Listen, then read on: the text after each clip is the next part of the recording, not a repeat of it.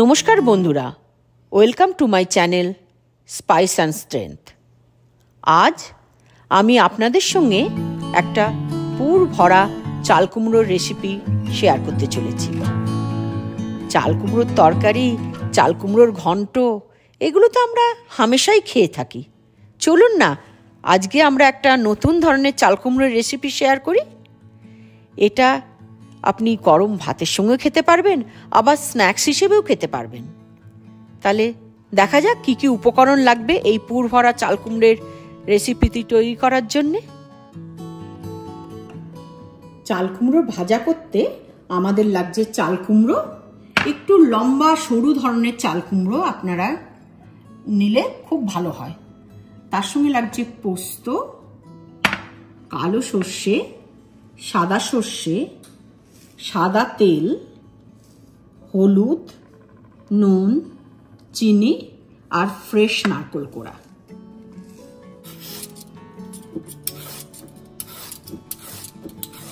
এবার চাল কুমড়োটা পিল করে নিয়ে একটু মোটা মোটা করে গোল গোল করে কেটে নিতে হবে।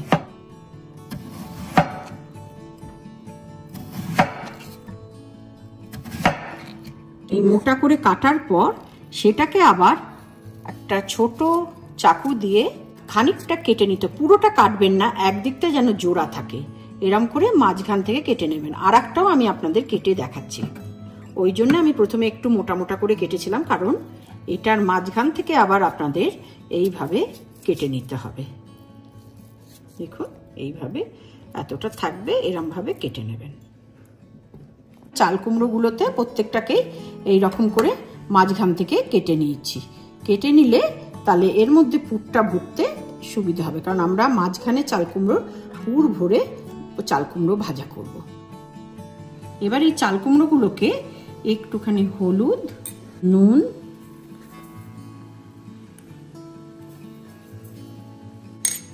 আর অল্প পরিমাণ চিনি দিয়ে ম্যারিনেট করে রাখতে হবে।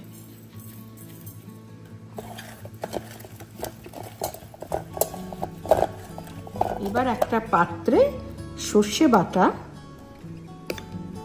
পোস্ত বাটা আর নারকেল, ফ্রেশ নারকেল কোড়াটাকে মিলিয়ে নিতে হবে। যতগুলো পিস আমরা চাল কুমড়ো ভাজবো সেই পরিমাণে এটাকে মেলাতে হবে।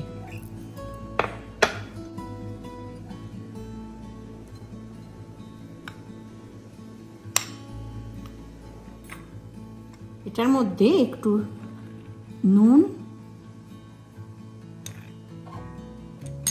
আর অল্প পরিমাণে চিনি মিলিয়ে নেবেন।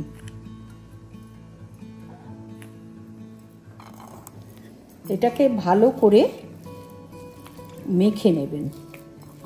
তবে এই মশলাটা যেন জল জল না হয়, এটা একটু শুকনো শুকনো হবে, কারণ বেশি জল জল হলে চাল কুমড়োটার থেকে বেরিয়ে যাবে। আর এই চাল কুমড়োটা আমি ডিপ ফ্রাইও করছি না, কোনো কোটিং লাগিয়েও ফ্রাই করছি না, কারণ তাতে তেল অনেক বেশি টানে। এটা আমি তাওয়াতে শ্যালো ফ্রাই করব।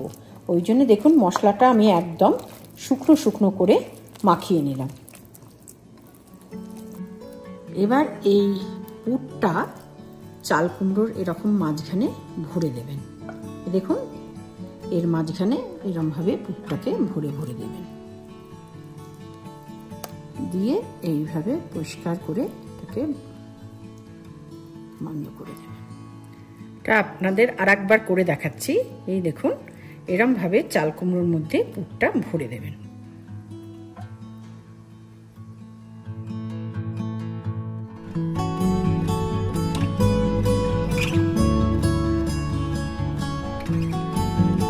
এবার ফ্রাই প্যানটা গরম হয়ে গেছে, ওর মধ্যে 2 পলা তেল দিয়ে দেবেন। এবার তেল গরম হয়ে গেছে, ওর মধ্যে একটা একটা করে এই চাল কুমড়োগুলো দিয়ে দেবেন। তবে খুব বেশি তেল দেবেন না, এটা খুব শ্যালো ফ্রাই হবে, অল্প তেলেই এটা ফ্রাই হবে।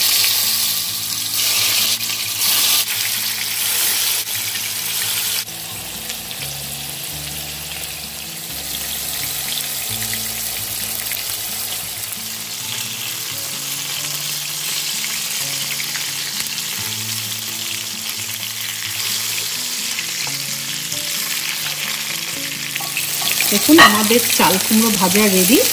এবার প্লেটে সুন্দর করে তুলে এটা গরম ভাতের সঙ্গেও খেতে পারেন বা এমনিও খেতে পারেন।